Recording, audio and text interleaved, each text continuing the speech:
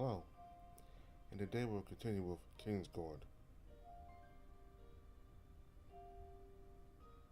So we're going to look into the characters right now. Leandros, age 28, a lion beastman, adopted into and raised under the Yasinese warrior family. His skill with a sword and prowess in battle is unrivaled upon many in the city of Havana. He stands proud as the captain of the Guard, the highest military position in Yazan, art by the Big Slick. Castillo, age 22, a fox beastman with foreign mannerisms, and unique garbs not seen anywhere in the world, an enigma to all around him, impossible to read. Even his past is shrouded in secret. He is the spy master for your nation, sticking to the saddles and completing covert missions given to him by your father, or by the Big Slick.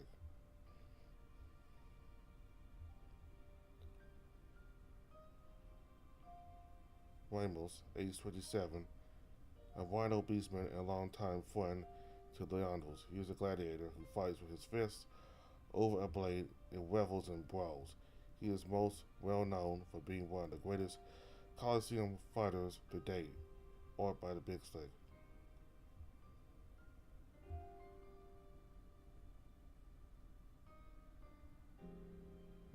Let's wait till next time.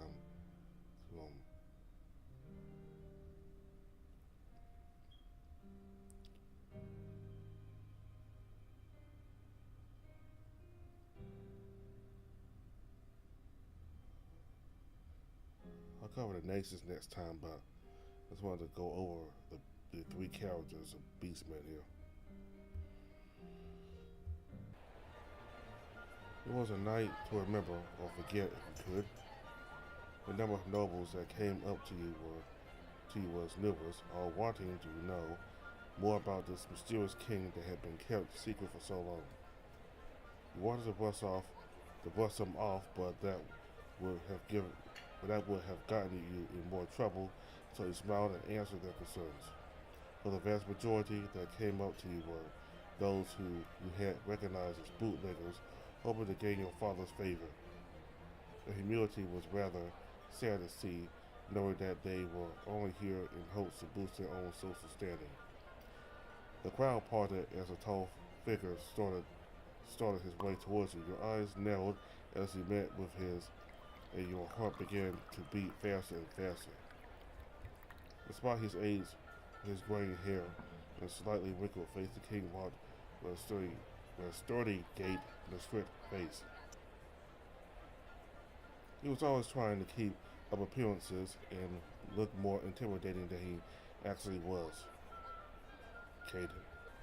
Father, a moment of silence passed before you gathered the courage to say something. I must say this is quite the party that you had thrown.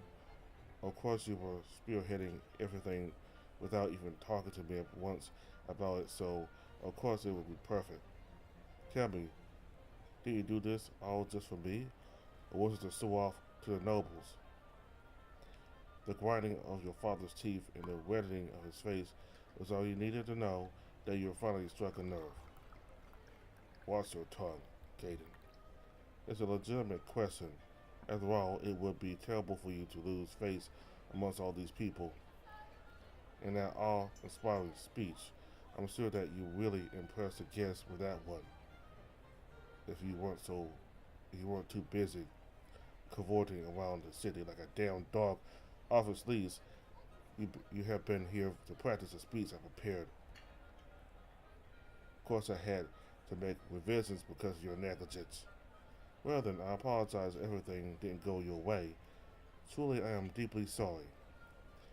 If you were truly sorry, you'd watch your tone with me.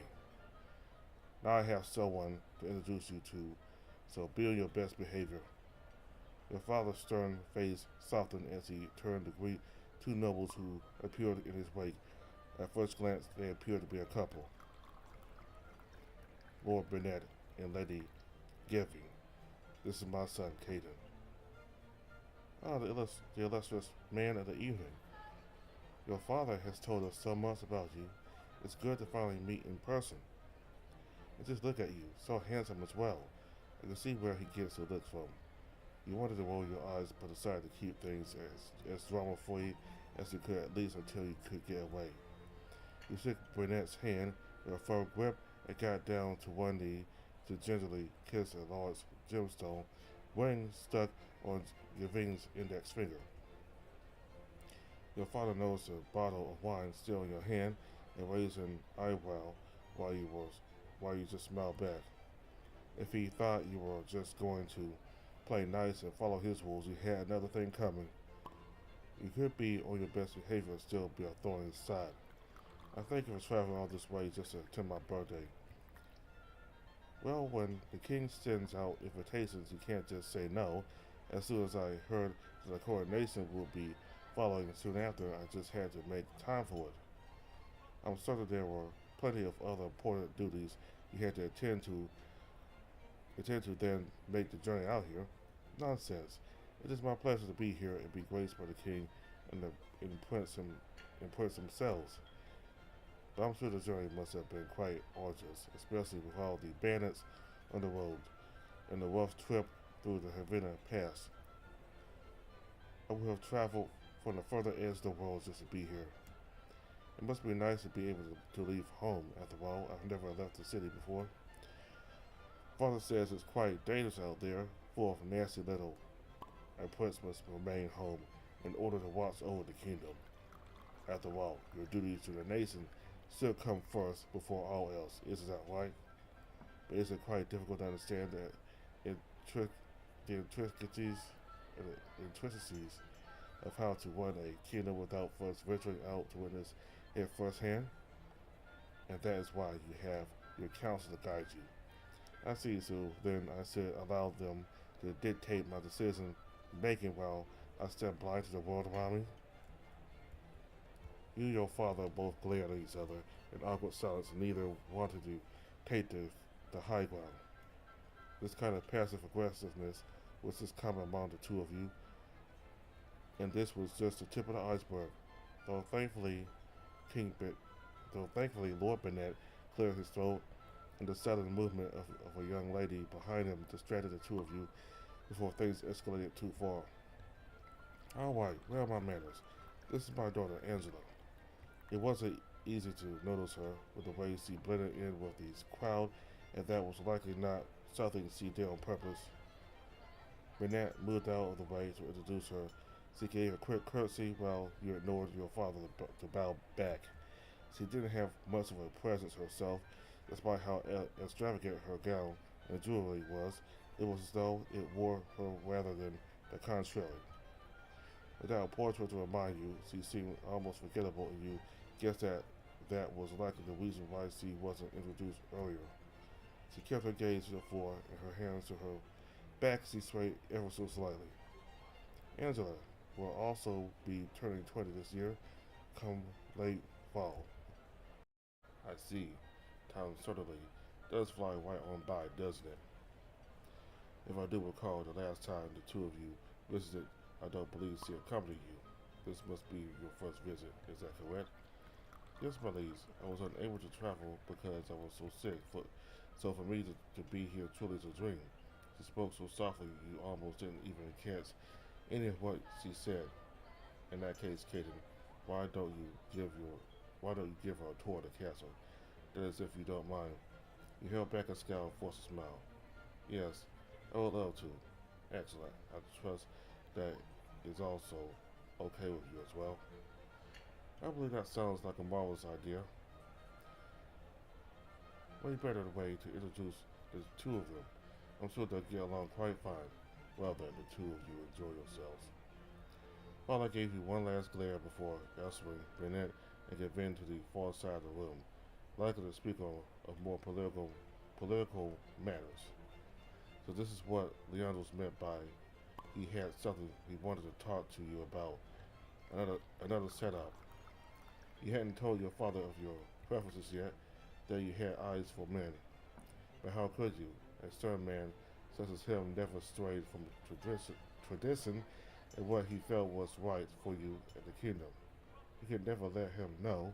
He, who on a monthly basis would send word out for you to find a suitable partner, all women, of course. Part of you wish, though you weren't an only child, that the pressure wouldn't have been on you to become king and find a suitable queen. The girl still had her eyes to the floor as she fiddled with her dress. Of all the women that your father tried to set you up with, he chose someone this weak and feeble looking. Well, at least he wasn't headstrong and blunt. They were near impossible to get away from. You could deal with this one easily, but enough. So, do you drink? No, not really. I mean, my father sometimes let me have a little wine. Only during special occasions, though. Well, I would say that tonight is a very special occasion, wouldn't you? You waved out a servant with a tray of drinks and plucked two glasses. After swirling one around in your hand and taking a quick sniff, a slight grin spread across your face. Why, it wasn't anything as strong as Carav- as Silveran blood. Someone so inexperienced in wine tasting might be knocked off their feet in just a few sips. This one is truly sublime, vintage, and one of my personal favorites. If Brom knows anything, it's that they know how to make a fine white wine. It was crafted in the Third Era, right before the Great Famine that erased an entire subspecies from the land, so very few bottles still exist in the world. I see. Try it. I think you might like it. He handed the cup out to the lady as he cautiously took it in both hands.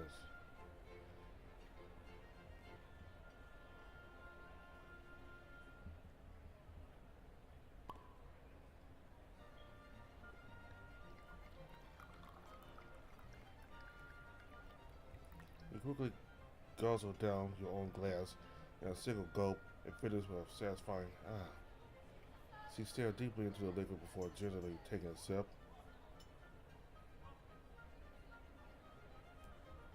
It might have been a bit strong as one hand went to her throat.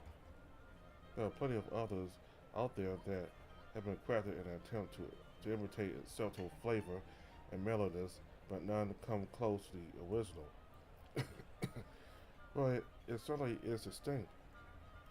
You don't like it? It's different. Sometimes it takes getting used to. Perhaps you should try it a bit more. There was still enough wine left over in your bottle, so you poured out another cup, nearly overflowing to the rim, and drank it all down as well. A bit of juice dribbled out the corner of your lips, so you wiped it away with your arm and smiled with childish innocence. After seeing that, she took yet another drink, this time forcing it down until she finished. How bold! Despite that, the puckering of her face showed her slight dislike for the taste. No need to force yourself. If you don't like it, no need to drink it. My father taught me it's never good to waste. I see. All at once, the figurative cogs within your mind began to turn.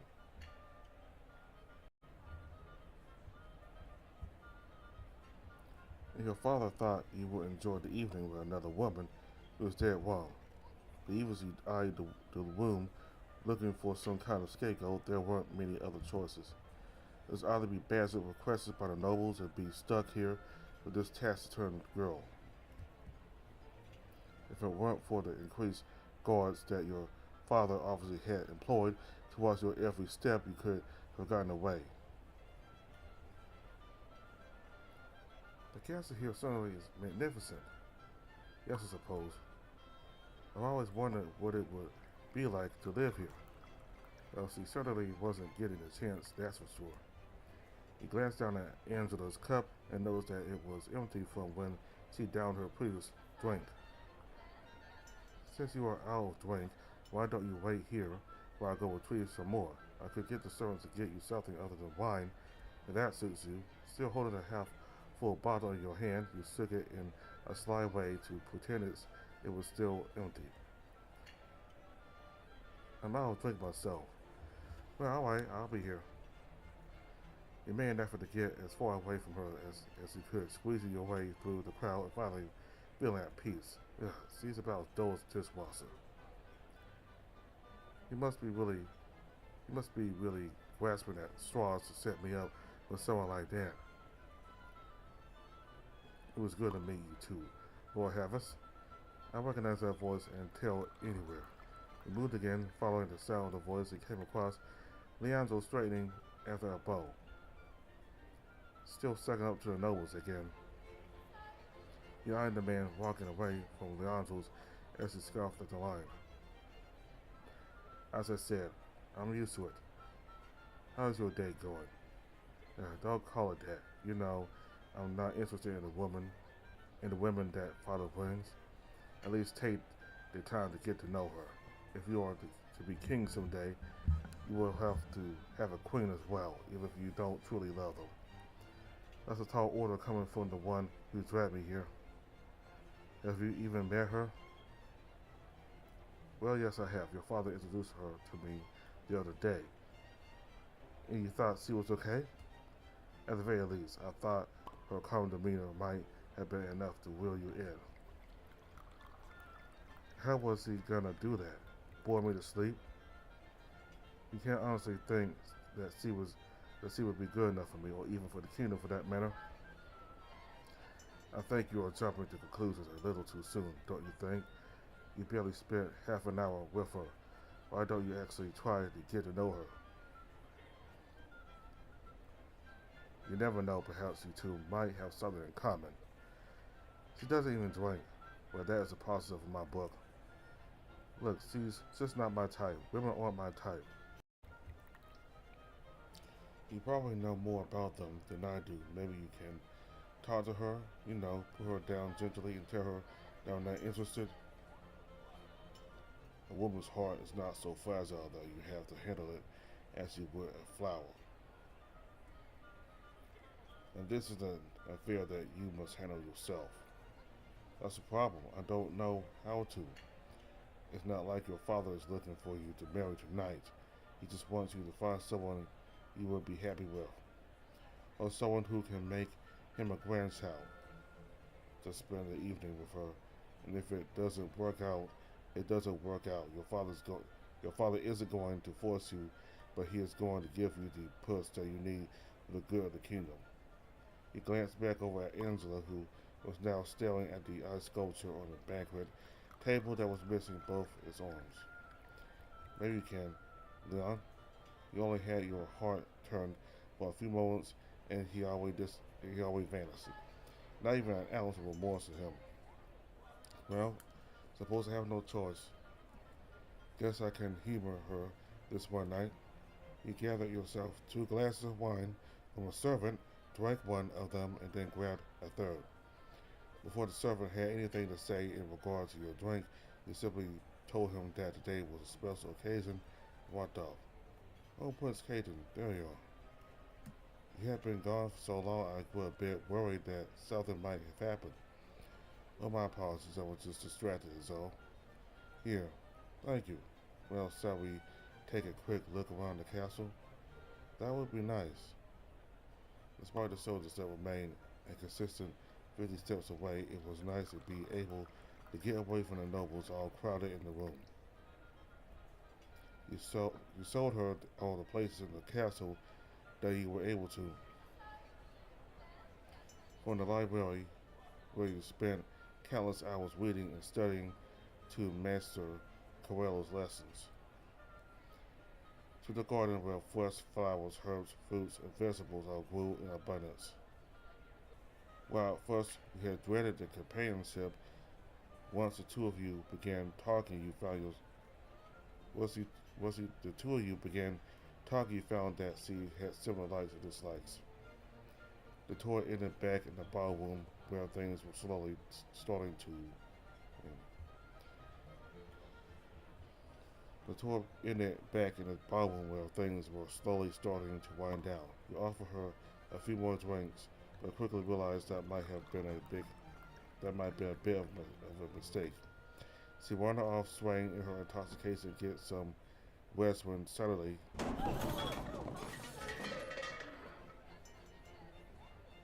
she ran right into the dessert table.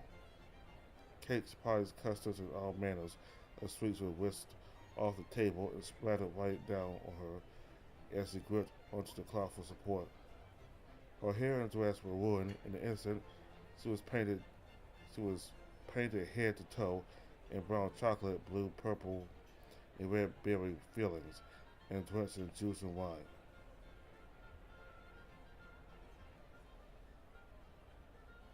If that weren't embarrassing enough, the already weakened and melting ice sculpture came crashing down, shattering to the floor into 1,000 pieces.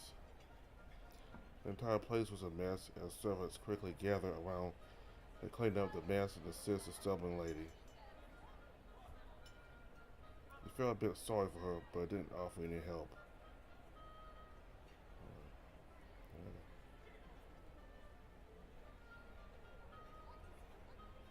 The only concern was how few his father would have been once he found out, but the damage had already been done. He obviously doesn't like her somehow. I mean, I guess yeah, you're not interested in women and you're not interested in her, but I think he could have helped her. And she stumbled into a bunch of food, got her dress ruined, and all that food messed up her dress, and the prince turned you down and did not even offer you to help. She really had a bad night. Getting, you'd be a little cold.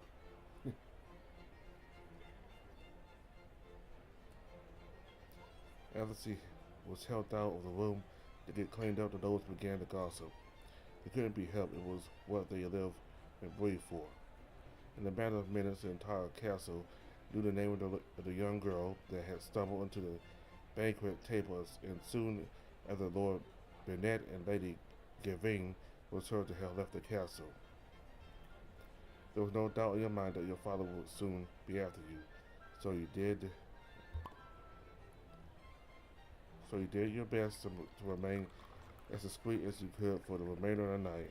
And as for the floor and as the floor was being set for the first dance to which your father was likely expecting you to be present, you snuck off to the side of the room with 3 bottles of wine and guzzled them down.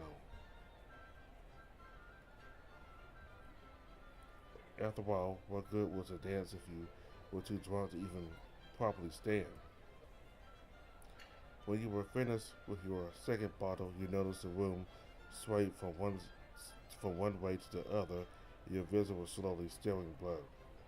Your father finally located your your father finally located you partway through your third, heaving in the corner of the room. The only thing you could remember was being held out of the ballroom by your soldiers, your father yelling softly into your ears.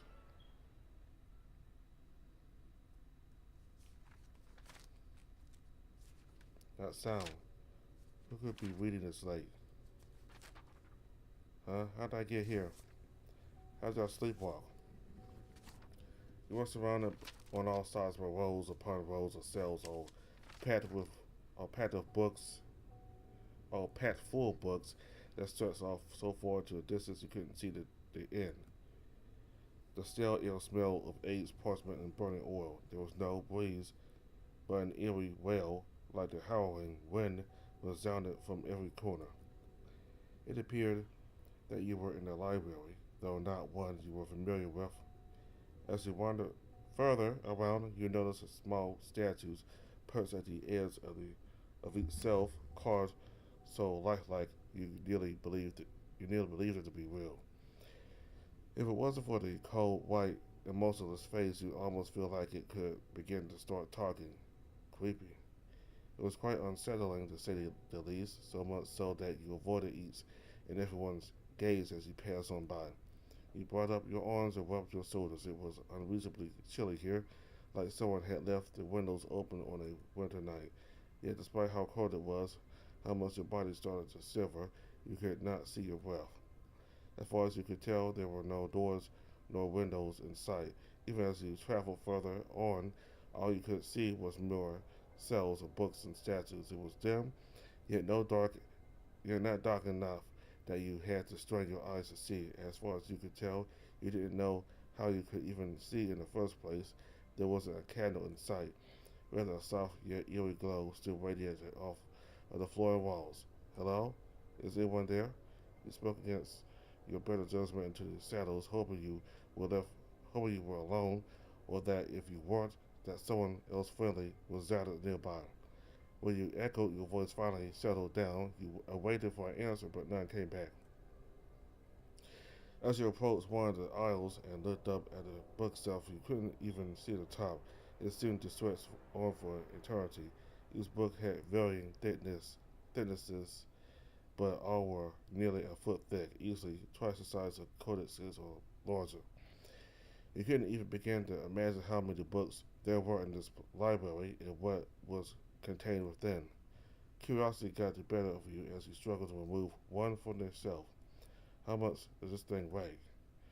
There was no table for you to set it down upon, so you dropped it on the ground with a resonating thump and glossed over it.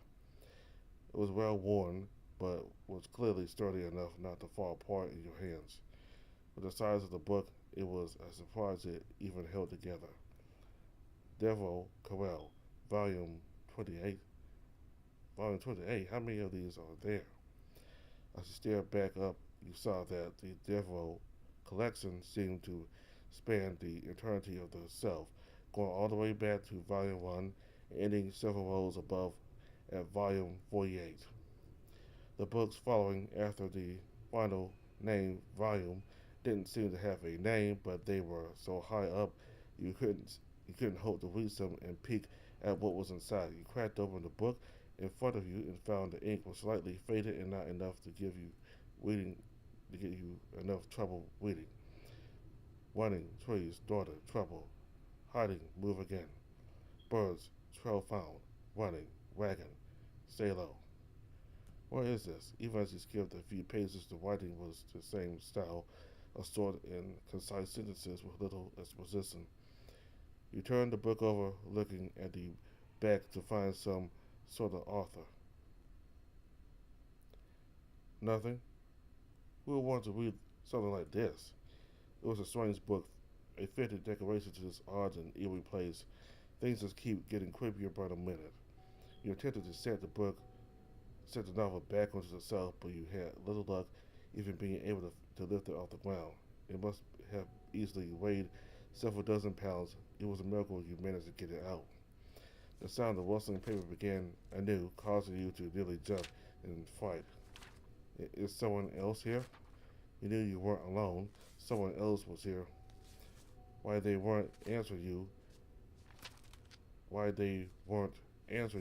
didn't know, but you couldn't just sit still and remain in the dark. Very well, I have to come to you, it seems. You moved onwards, ignoring the book and following the sound until at last it became clear. As you turned the corner where you believed the noise to be coming from, you found no one there. Hello? You kept your voice lower this time. Something about this place didn't sit well with you. If there is anyone here, I just want to let you know that I'm not here to hurt you. I just want to know where I am. No one answered back. If this is a joke, it's not funny. Sneak towards it. Perhaps it was a child wanting to play hide and seek with you.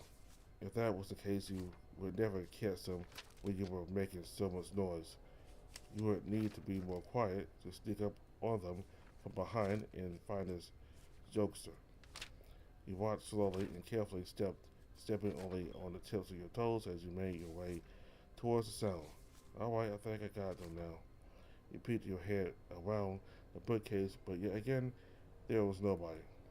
You moved out of the aisle and scoured around, seeing if there was anyone in hiding, and listening for the sounds of footsteps. Yet you were all alone.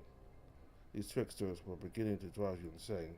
The maze-like structure of this library was slowly eating at you. You had already traveled so far, yet there was no exit in sight. Where the hell am I? What? Okay, just relax. It's only a statue. Still, your feet moved. You felt compelled to creep closer. A strange sort of Curiosity befell you as you brought your hand up to touch the bust's face. It was lifelike, almost too lifelike. Were it not pale and lacking in color, anyone could have mistaken it for an actual person. Why do I feel as though I know you?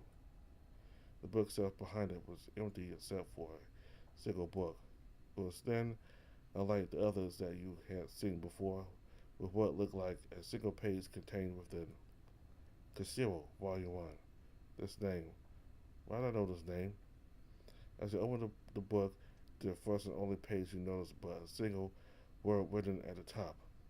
The print was tiny and smeared, forcing you to squint to make it out. Birth. The choirs of seagulls in the blinding light of the sun shook you from your slumber. Your heart pounded heavily and a bit painfully, as though it were some tiny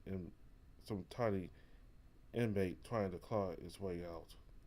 You breathed in slowly and exhaled just as calmly until your beating heart quelled. I haven't had a dream that bizarre in years. Ugh. A burning sensation came up from the back of your throat as you did all you could to push it back down. It left a displeasing taste at the back of your tongue.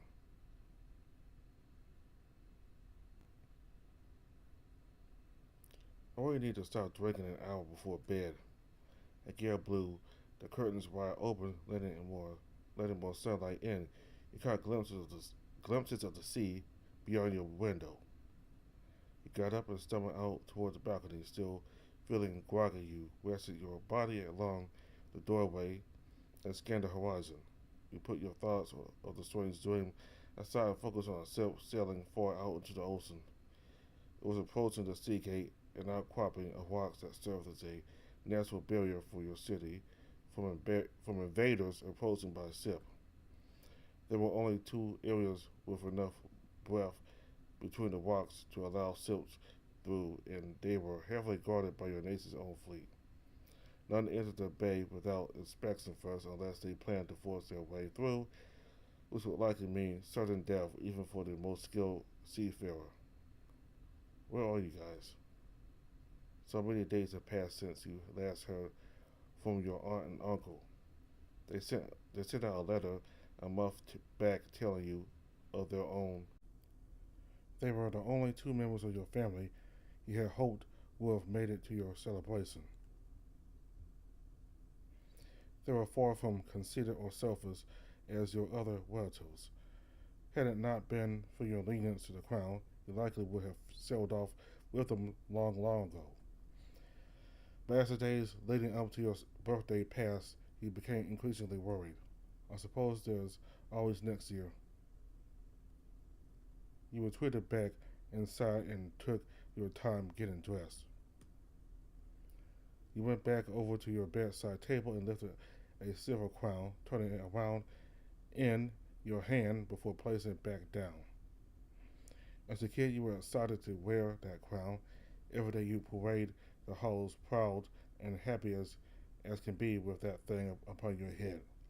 For some reason, you felt as though it lost its luster and charm, or maybe it just never was that special to begin with. Sorry, I've come to let you know that it is far past rising time. Breakfast is already prepared, and your father is awaiting your arrival. Very few ever came to fetch you from your room, unless your father requested it. You grimaced a little. Your stomach still ached from last night, and the last thing you needed was to add on to the turmoil that was going on inside. Knowing your father, he probably would scold you for not finishing everything on the plate. On your wake, sire? Yeah. The step eventually receded from the door. You head out, yawning.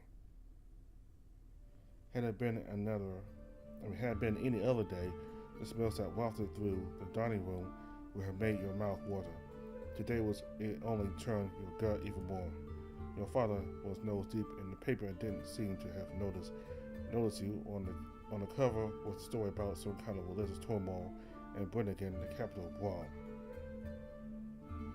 You sat yourself at the opposite end of the table from your father and half expected him to say something. Instead, he just ruffled his paper and flipped to a new pace. You reach for a goblet of water and slowly sip to stall talking for as long as possible. Somehow you knew he was waiting for you to say the first word, probably something about being sorry for being so late, or about last night's incident with Angela. Your Majesty, the first course. A plate of food filled to the rim was placed before you. You spit out the water you were drinking, and thankfully most of it landed in the goblet. The thought of having more than one course was enough to make you throw up. Learn to keep food in your mouth. I'm sure I must have taught you better. He kept his face still hidden behind the paper as he spoke. One of the servants handed you a napkin, and you wiped the water from your chin and clothes. Before you could reply, he went on and led again to the meal. At least he didn't bring up. And did you really think there would be no repercussions to your actions with Lord Burnett's daughter? And she just kept on drinking. I told her she didn't have to.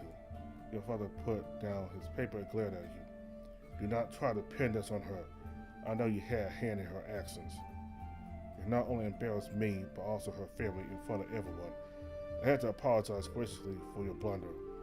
You sighed and rested your elbows on the table, one hand holding up your head and the other held a fork, and that you began to stab and swirl the food on your plate.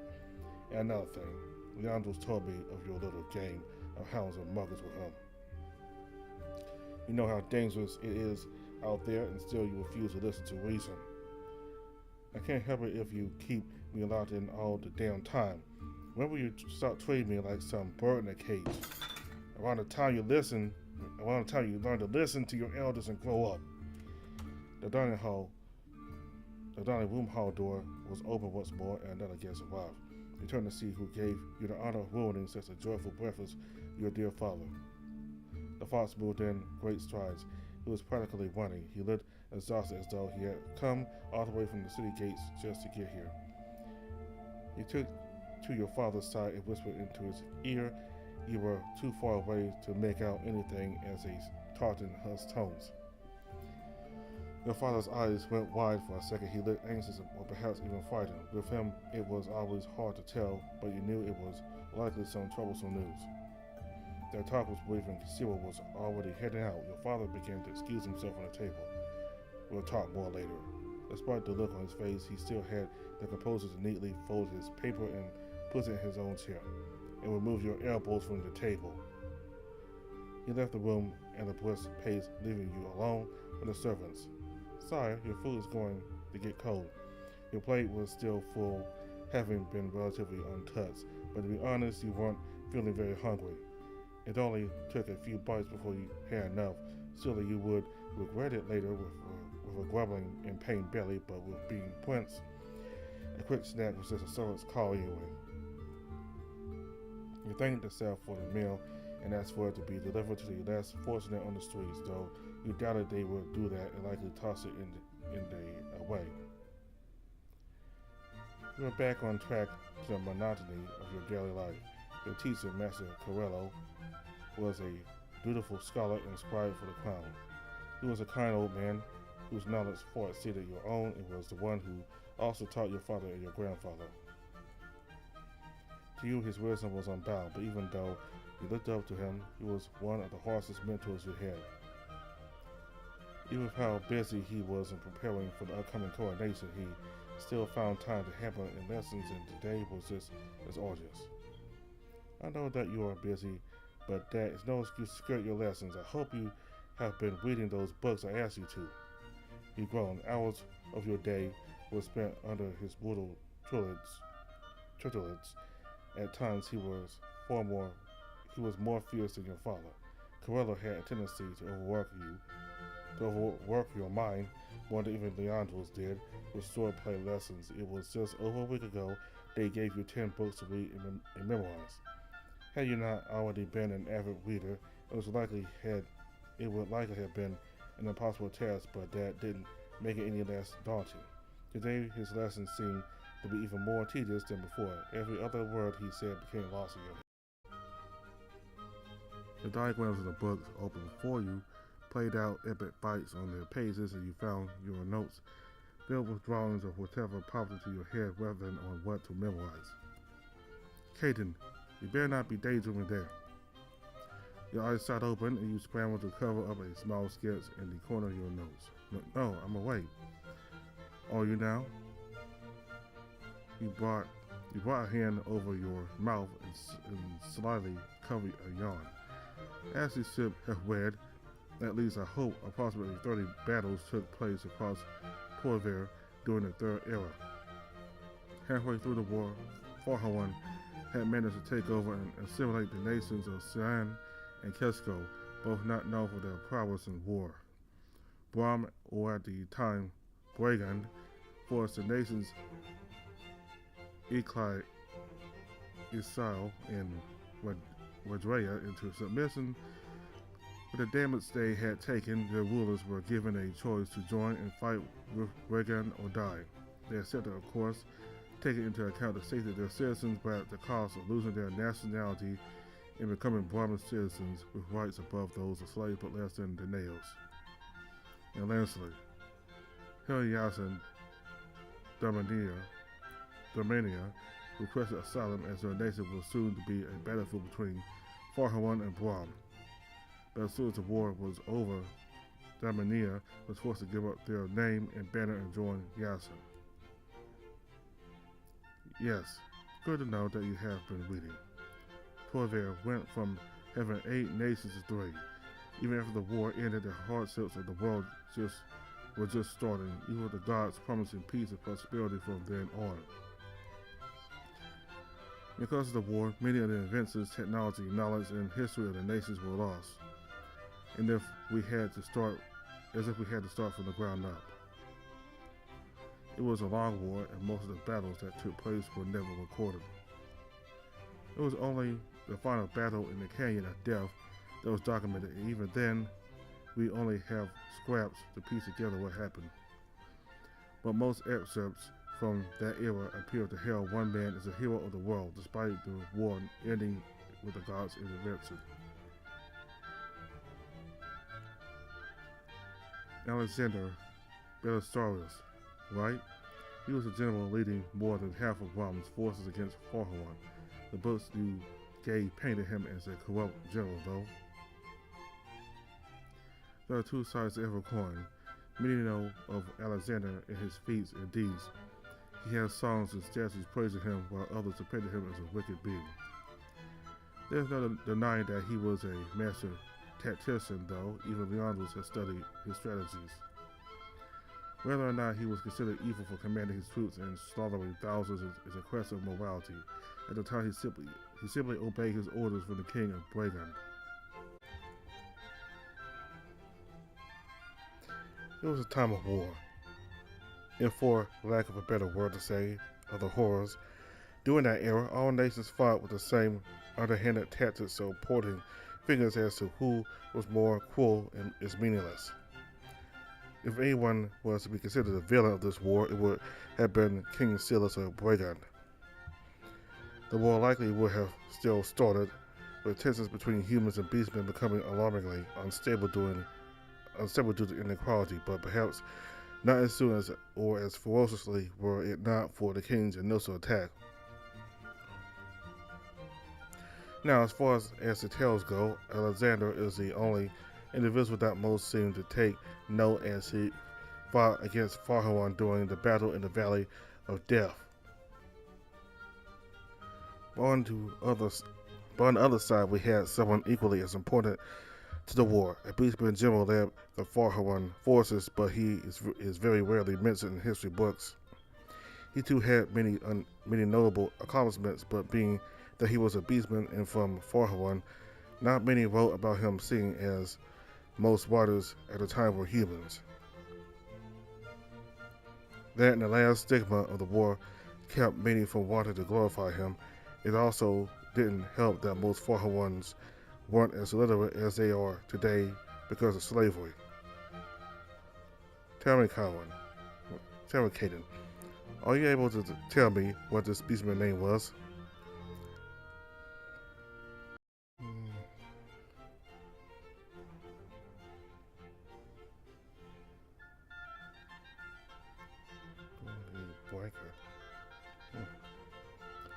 Correct.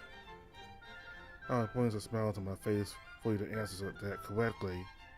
For you to answer that correctly, when so many scholars back at the academy know not his name. But you're not smiling. On the inside, Caden, on the inside. For you to know that, though, you must have read beyond what I have assigned. His name is only mentioned in a single book about the war, Well Grayson's Last Drop of Blood. So you've even gone so far to have read that one. I must say, if it wasn't you we were talking about, I would have been surprised to know you had even heard of that hidden gem. It was always difficult back at the academy to get any of my students to read it. Most of the professors seemed to deny its existence as well. The nerve of them. And they call themselves academics. I really enjoyed it myself. Of all the books, it was the only one to attempt to have an objective view on the war. The level of detail was astonishing. A Beastman wrote it, correct? Yes, I had the pleasure of meeting with Mr. Grayson many years ago. It is a saying that many of the books he wrote were burned by maniacs, declaring his works a heresy. Thankfully, many historians saw the value of the knowledge contained inside and hid as many of them as they could. But if you have read his book, then let me test your memory once more. Getting back on to the trail, can you tell me what species of animal Darwin was likened to? More quizzes? Corello simply leered. What was Darwin's the breaker's species?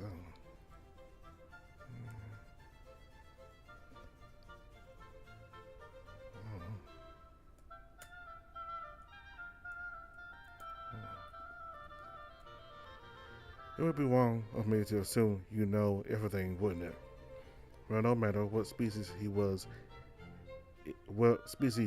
isn't as important as his role in the war.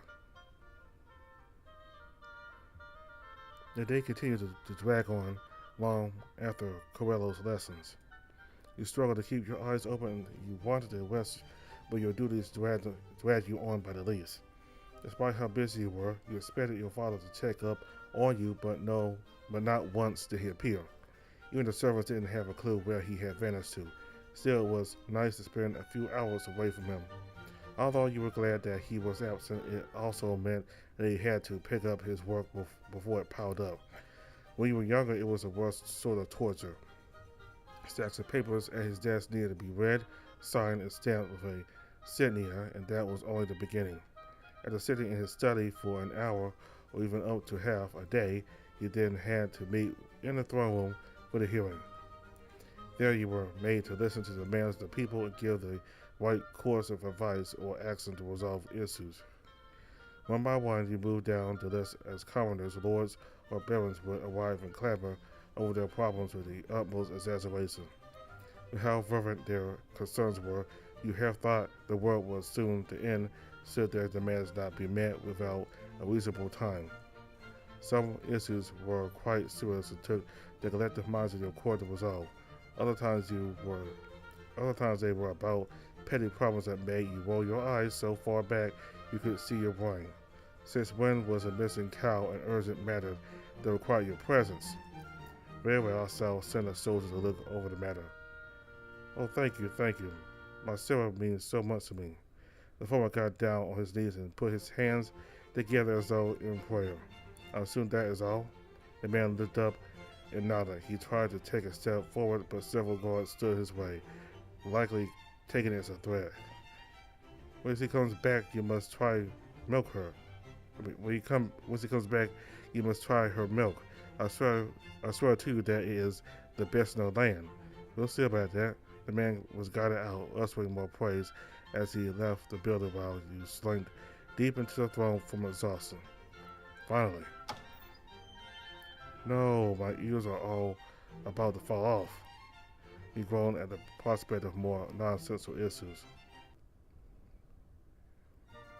They walked in with grace befitting a one nobility, and the grin spread across her face as she looked up and recognized him. Marilyn, Uncle Usher. Yeah, I'm gonna stop right here. Let's pronounce her names then.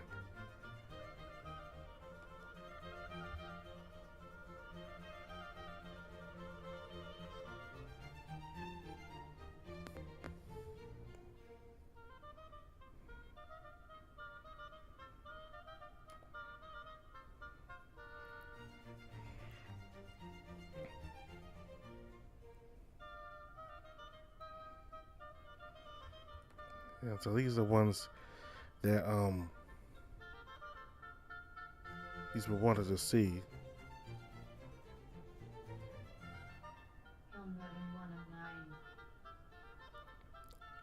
On TV. Anyway. So we're gonna stop right here.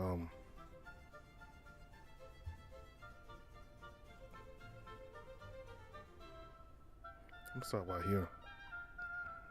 This part right here.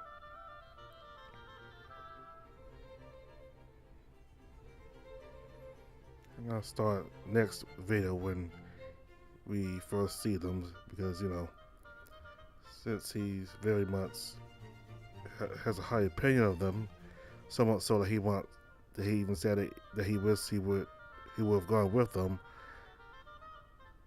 if it wasn't for him being king, his destiny being king. So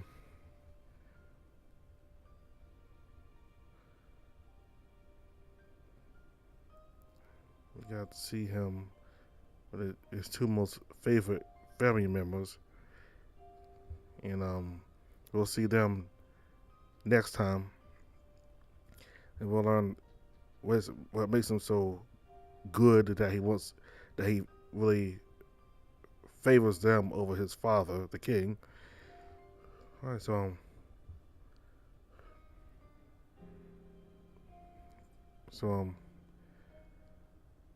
he made it very clear that his preference is for women, based by his treatment of that girl Angela.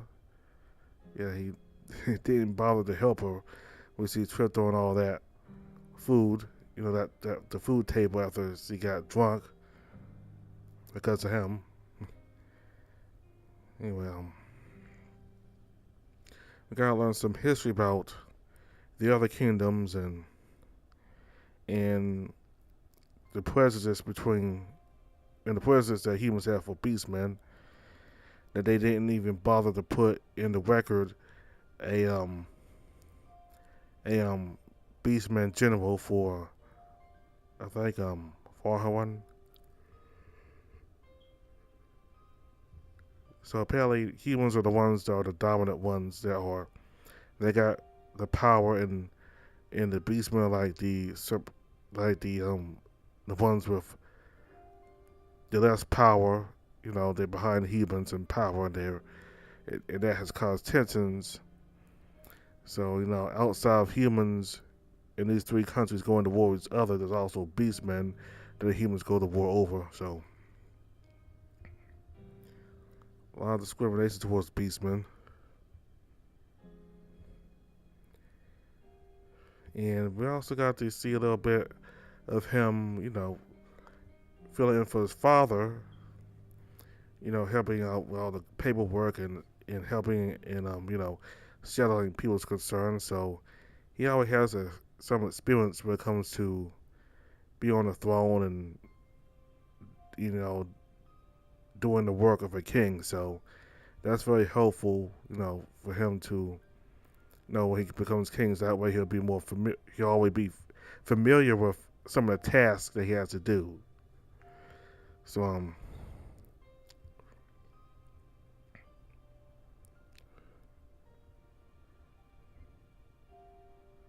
well, so